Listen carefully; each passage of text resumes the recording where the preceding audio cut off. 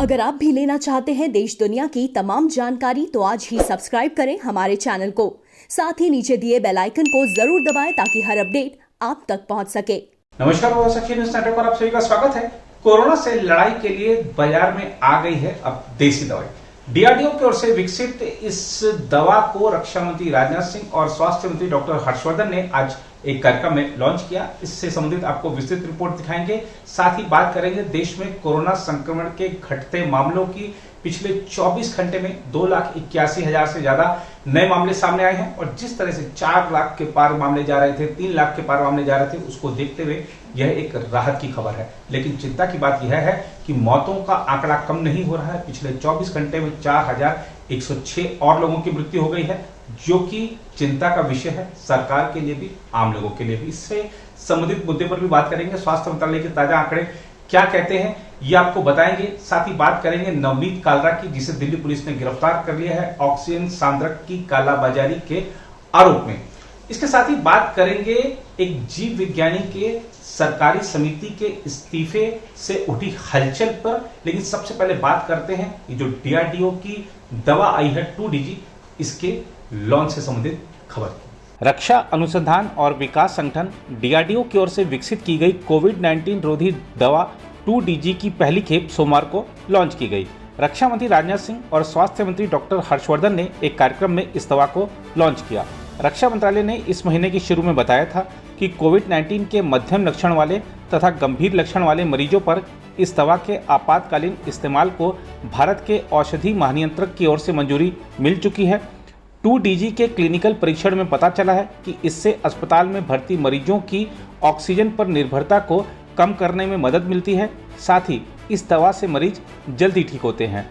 DRDO के मुख्यालय में आयोजित कार्यक्रम में दवा को लॉन्च करते हुए रक्षा मंत्री राजनाथ सिंह ने कहा कि डीआरडीओ और डीआरएल द्वारा तैयार की गई 2DG ड्रग कोविड में प्रभावकारी सिद्ध होगी। यह हमारे देश के वैज्ञानिक कौशल का एक बड़ा उदाहरण है। उन्होंने कहा कि इसके लिए मैं डीआरडीओ और इस ड्रग की R&D से जुड़ी सभी संस्थाओं को अपनी ओर से बधाई और शुभकामनाएं देता हूं।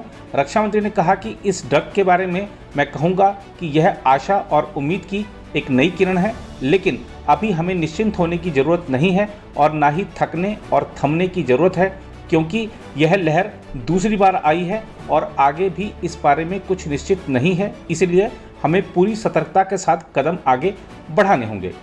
उधर भारत में कोविड-19 के 2,81,386 नए मामले सामने आने के बाद देश में संक्रमितों की संख्या बढ़कर 2,49,65,463 हो गई। पिछले 27 दिन में एक दिन में सामने आए ये सबसे कम नए मामले हैं। वहीं संक्रमण से 4,106 लोगों की मौत के बाद मृतक संख्या बढ़कर 2,74,390 हो गई है। केंद्रीय स्वास्थ्य मंत्रालय की ओर से सोमवार सुबह 8 बजे जारी किए गए आंकड़ों के अनुसार देश में अभी 35,16,997 लोगों का कोरोना वायरस संक्रमण का इलाज चल रहा है, जो कुल मामलों का 14.9% है। आंकड़ों के अनुसार देश में पिछले 24 घंटे में संक्रमण से 4,106 और लोगों की मौत हुई, जिनमें महाराष्ट्र के 974, कर्नाटक के 403, तमिलनाडु के 311, उत्तर प्रदेश के 308, दिल्ली के 262, पंजाब के 202, उत्तराखंड के 188, राजस्थान के 156, पश्चिम बंगाल के 147, छत्तीसगढ़ के 144, हरियाणा के 139 और आंध्र प्रदेश के 101 लोग शामिल थे।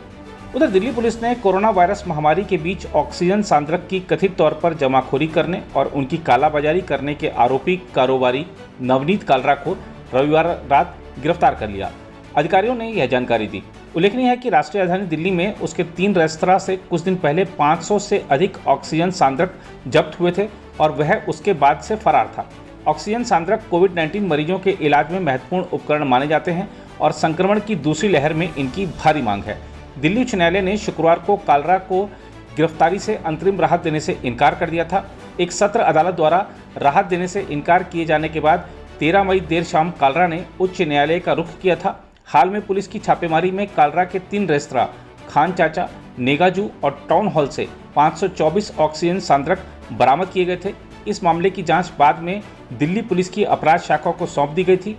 पुलिस ने दावा किया था कि इन ऑक्सीजन सांद्रकों को चीन से आयात किया गया था और 50 से 70 हज़ार रुपये में बेचा जा रहा था, जबकि इनकी वास्तविक कीमत 16 से 22 हज़ार के बीच थी। इसमें जाने माने विषाणु विज्ञानी शाहिद जमील ने कोरोना वायरस की जीनोम श्रृंखला का पता लगाने वाली केंद्र सरकार की समिति INSCOG के प्रमुख के पद से इस्तीफा दे दिया है। उल्लेखनीय है कि कुछ दिन पहले जमील ने कहा था कि वैज्ञानिकों को साक्ष्य आधारित नीति निर्णय के प्रति अड़ियल रवैये का सामना करना पड़ रहा है। गत शुक्रवार को समिति की बैठक हुई थी। इसमें मौजूद अधिकारियों में से 2 ने बताया कि उसी बैठक में जमील ने इस्तीफे की घोषणा कर दी थी। फोन कॉल्स और संदेशों का जमील की ओर से कोई जवाब नहीं दिया गया। एक अधिकारी ने बताया कि जमील ने इस्तीफा देने के पीछे कोई कारण नहीं बताया है। पिछले हफ्ते शाहिद जमील ने न्यूयॉर्क टाइम्स में कोरोना वायरस की दूसरी लहर के बारे में एक लेख लिखा था। उक्त लेख में उन्होंने लिखा था, भारत में मेरे साथी वैज्ञानिकों के बीच इन उपायों को लेकर खासा समर्थन है, लेकिन साक्ष्य आधारित नीति निर्माण के प्रति उन्हें अड़ियल रवैये का सामना करना पड़ रहा है। 30 अप्रैल को 800 से अधिक भारतीय वैज्ञानिकों ने प्रधानमंत्री नरेंद्र मोदी से अपील की थी कि उन्हें आंकड़े उपलब्ध करवाए जाएं ताकि वे आगे अध्ययन कर सकें, अनुमान लगा सकें और इस वायरस के प्रकोप को रोकने का प्रयास कर सकें। उन्होंने कहा, भारत में वैश्विक महामारी काबू से बाहर हो चुकी है। ऐसे में आंकड़ों पर आधारित नीति निर्णय भी खत्म जैसा ही है। इसकी मानवों से संबंधित जो कीमत हमें चुकानी पड़ रही है, उससे होने वाले चोट स्थायी निशान छोड़ जाएगी। The Indian swords CoV-2 consortium on genomics 10 राष्ट्रीय प्रयोगशालाओं का समूह है, जिसकी स्थापना स्वास्थ्य और परिवार कल्याण मंत्रालय ने बीते वर्ष 25 दिसंबर को की थी। इस समिति का काम है कि कोरोना वायरस की जीनोम श्रृंखला तैयार करें और जीनोम के स्वरूपों तथा महामारी के बीच संबंध तलाशें। हालांकि देश में कोरोना वायरस की दूसरी लहर के बाद समिति की आलोचना की जाने लगी। इस महीने की शुरुआत में जमील ने रॉयटर्स से कहा था, मुझे चिंता इस बात की है कि नीति निर्माण के लिए वैज्ञानिक पहलू पर विचार नहीं किया जा रहा। मैं भली भांति जानता हूं कि मेरा अधिकार क्षेत्र कहां तक है। एक वैज्ञानिक होने के नाते हम साक्ष्य दे सकते हैं, लेकिन नीति निर्माण का काम सरकार का है। किसी की मदद का अगर आपके अंदर जज्बा है तो कैसी भी स्थिति हो आप मदद कर सकते हैं। आपको ले चलते हैं उत्तर प्रदेश के शाहजहांपुर। ये दिखाते हैं एक लड़की स्कूटी पर किस तरीके से जरूरतमंदों तक पहुंचाती है ऑक्सीजन।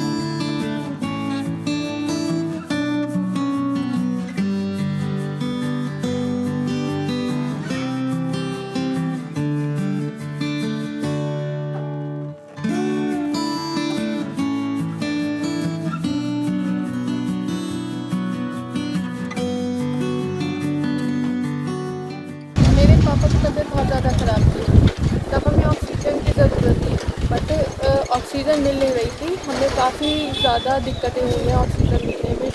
मजिस्ट्रेट के पास जाओ, वो साइन नहीं करते थे। वहाँ पे डेली के डेली में पर्चा बनवा के लाना पड़ता था, लेकिन बड़ी किल्लतों से हमें ऑक्सीजन मिली है। अगर ऑक्सीजन नहीं प्रोवाइड होती तो शायद पापा उनके साथ में नहीं होते।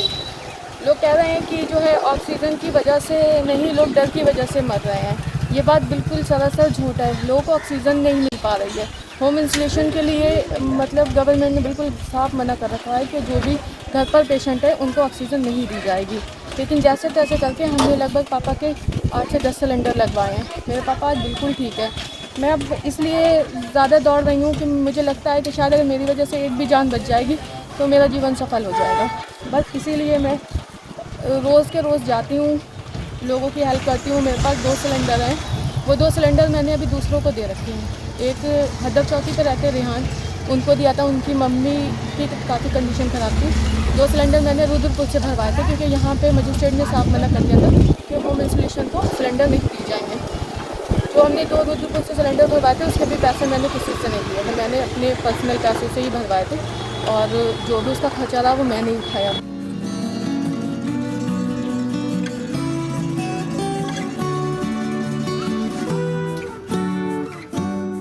उधर मध्य प्रदेश में भी कड़ा लॉकडाउन चल रहा है। आपको लिए चलते हैं सतना और दिखाते हैं कि लॉकडाउन का उल्लंघन करने वालों से पुलिस क्या करवाती है। पुलिस जो भी लॉकडाउन का उल्लंघन करता है उनसे राम नाम लिखवाती है। आइए देखते हैं क्या है मामला।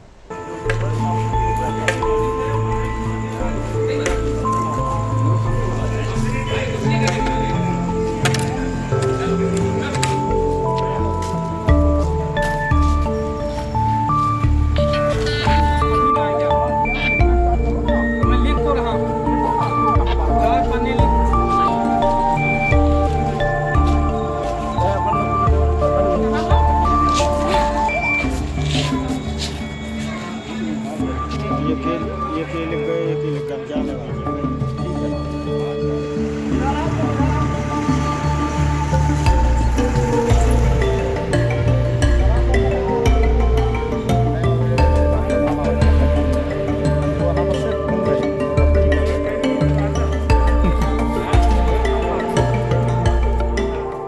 जो अनावश्यक घूम रहे हैं, तफरी कर रहे हैं, उनको एक पुस्तक हमें सोसाइटी की तरफ से मिली है। उस पर राम नाम लिखवाया जा रहा है। 1000 हैं, कम 4-4, 5-5 पेज लिखवाते हैं हम लोगों से और उसके बाद छोड़ देते हैं और नसीहत देते हैं कि अनावश्यक ना घूमें, चैन तोड़ने का प्रयास करें, अपने एक बाइक में एक ही व्यक्ति घूमें, 2 लोगों को ना बैठा लें, सोशल डिस्टेंसिंग का पालन करें, समझाते हैं और कुछ लोगों पर चालानी कार्रवाई भी की गई है।